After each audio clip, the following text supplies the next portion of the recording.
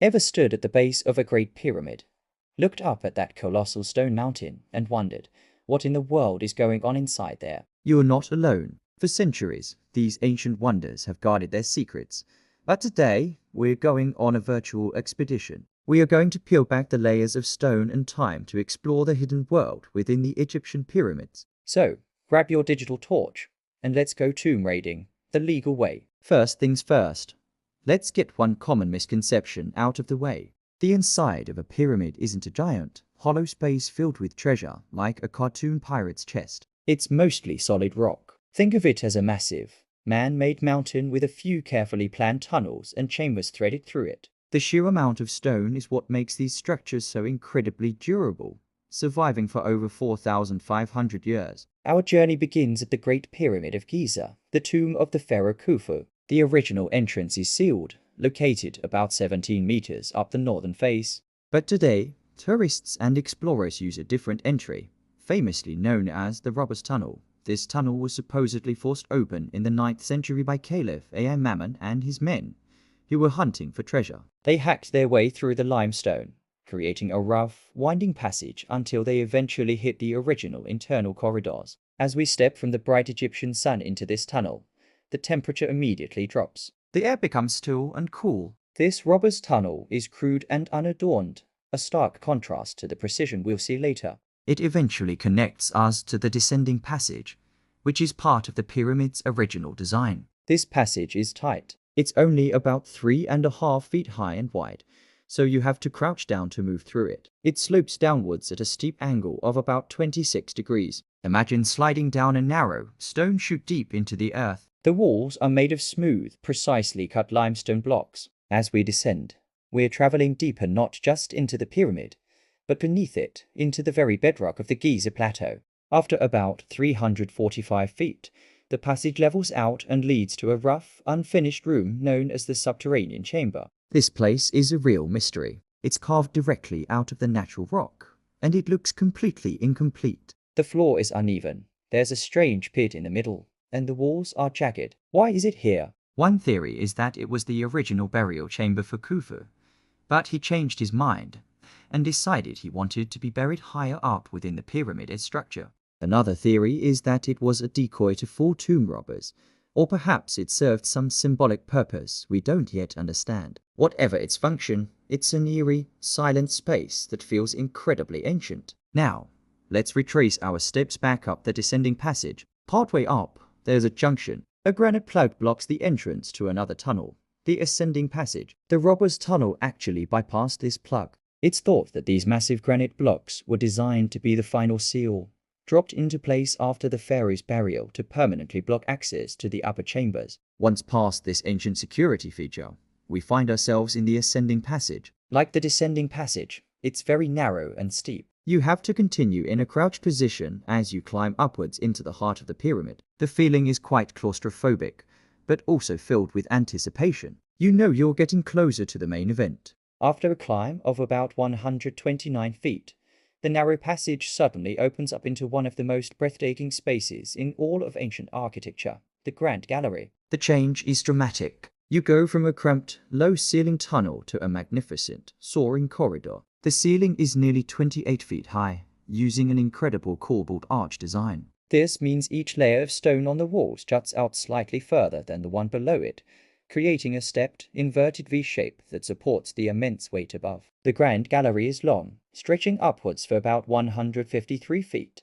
The floor is flanked by 2 ramps with slots cut into them at regular intervals. The purpose of these slots is still debated. Were they used for beams to help hold the massive granite sarcophagus up the gallery? Or did they hold blocks that supported the granite plugs we saw earlier, ready to be slid down into the ascending passage to seal it? Walking up this gallery feels like you're on a stairway to the heavens. The precision of the stonework is mind-boggling. The walls are smooth and polished, fitting together so perfectly you can barely slide a piece of paper between the joints. At the very top of the Grand Gallery, there's a small step up that leads into a low, short antechamber. This small room acted as a final line of defense. It originally had a series of massive granite slabs, or portcullises, that could be dropped down through grooves in the walls to block the entrance to the main burial chamber. It's like an ancient, stone-based security system. Passing through this antechamber, we finally arrive at our destination, the King's Chamber. This is the primary burial chamber of the pharaoh Khufu. The entire room, from floor to ceiling, is constructed from massive blocks of red granite, transported all the way from Aswan, over 500 miles to the south. The contrast with the lighter limestone of the previous passages is striking. The room feels somber and majestic. It's a simple, rectangular box, completely unadorned. There are no hieroglyphs, no paintings, no decorations of any kind. This minimalist design is typical of pyramids from this period. The focus was on structural integrity and security, not decoration. In the center of the room sits the sarcophagus. It's also carved from a single, solid block of red granite. It's empty, of course. Its lid is gone, and any contents were looted thousands of years ago. A fascinating detail is that the sarcophagus is slightly wider than the entrance to the chamber. This means it must have been placed in the room during construction, and the pyramid was then built around it. But there's more to the King's Chamber than meets the eye. Let's look at the walls. You'll notice two small square shafts, one on the north wall and one on the south.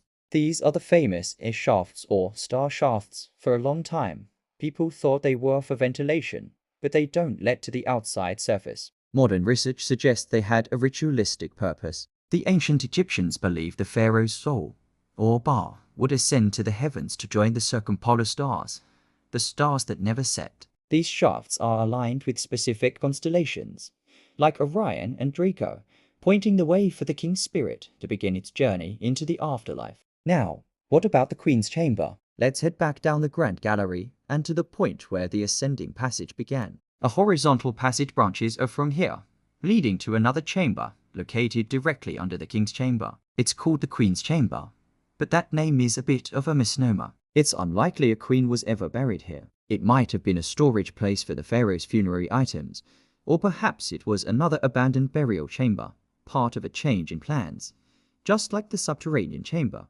This room is smaller than the King's Chamber and is made of limestone. It also has a pointed, gabled roof. Like the King's Chamber, it also has two shafts. These were sealed at the surface and only discovered in the 19th century. In recent decades, robotic probes have been sent up these shafts, discovering small, mysterious doors with copper handles, blocking further progress. What lies behind them? Another chamber, a hidden artifact. This remains one of the pyramid's greatest unsolved mysteries. And finally, let's talk about what's above the King's Chamber.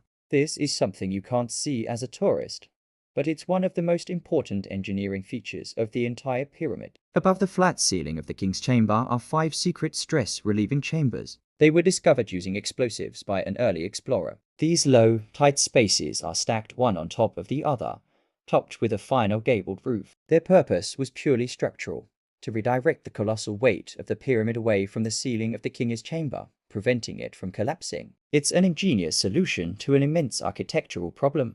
What's more, some of the only hieroglyphs found inside the pyramid are here, scribbled on the stone blocks. They aren't formal inscriptions, but rather quarry marks and notes left by the work gangs mentioning names like the Drunks of Menkaure or the Friends of Khufu gang, giving us a rare humanizing glimpse into the lives of the people who built this incredible monument. So, from the dark, descending tunnels and the mysterious unfinished chambers, to the awe-inspiring Grand Gallery and the solemn granite-clad King's Chamber, the inside of the Great Pyramid is a masterpiece of engineering, religion, and sheer human will. It wasn't just a tomb, it was a resurrection machine. A gateway to eternity built with mathematical precision and a profound understanding of stone and stars. The secrets it still holds, like what's behind the doors in the Queen's Chamber shafts, continue to fuel our imagination and drive exploration. It's a reminder that even after 4,500 years, there is still so much to learn. Thanks for joining me on this incredible journey deep inside one of humanity's greatest achievements. If you enjoyed this virtual tour, don't forget to like, subscribe, and hit that notification bell for more adventures into the past. See you next time.